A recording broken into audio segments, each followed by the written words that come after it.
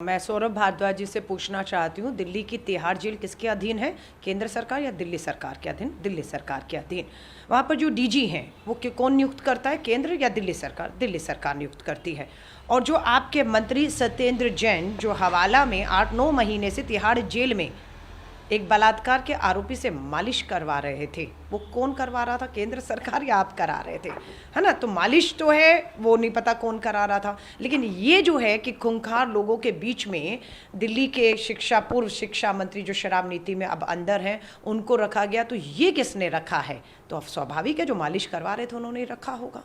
भारतीय राष्ट्रीय कांग्रेस का साफ मानना है कि दिल्ली की शराब नीति में भ्रष्टाचार हुआ है, जिसके सीबीआई की जांच के डर से शराब नीति वापस ले ली गई, बचने का प्रयास किया गया। सीबीआई की 8 घंटे की पूछताछ में मनीष सिसोदिया जी को गिरफ्तार कर लिया जाता है। सुप्रीम कोर्ट राहत देने से मना करता है और दूसरी कोर्ट भी उनको रिमांड दोहराती है और अब भी 20 मार्च तक उन्हें जो है बेल नहीं मिल रही है। बात यह है कि संवैधानिक संस्थाओं पर सवाल उठ रहे हैं।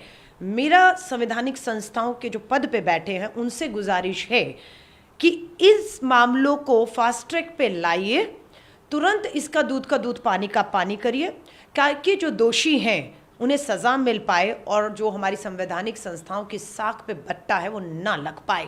अगर आप इसमें कुछ निकाल कर बाहर नहीं लाते हैं, सिर्फ एक चुनावी स्टंट है कि आप दबाव बनाते हैं किसी भी पॉलिटिकल पार्टी पर, जिस तरह से आपने हमारे केस में देखा, ईडी ने 55 घंटे श्री राहुल गांधी जी से पूछताछ की। 55 घंटे। उसके बाद क्या हुआ? 5 महीने की भारत जोड़ो यात्रा में राहुल गांधी सड़कों पर थे, लोगों के बीच में थे।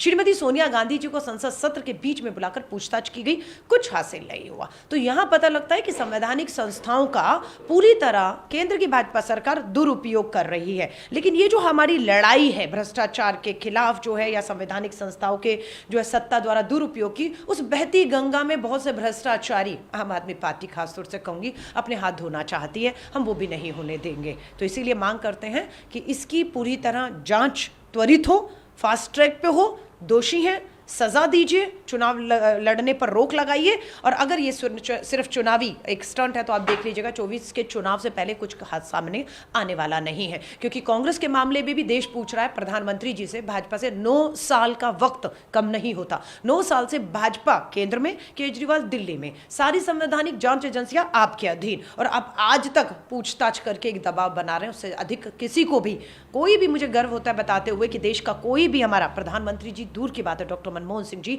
उनका कोई भी केंद्रीय मंत्री, दिल्ली के मुख्यमंत्री शीला दीक्षित जी, कोई भी उनका विधायक, एक भी आज गर्व से कहते हैं सलाखों के पीछे नहीं है, कोई मामला नहीं, कोई दोषी करार नहीं दिया, सिर्फ झूठे आरोप थे जिसे भाजपा ने सत्ता में आने के बावजूद भी साबित कुछ नहीं कर पाई, सिर्फ ब्लैकमेलिंग कर रही है।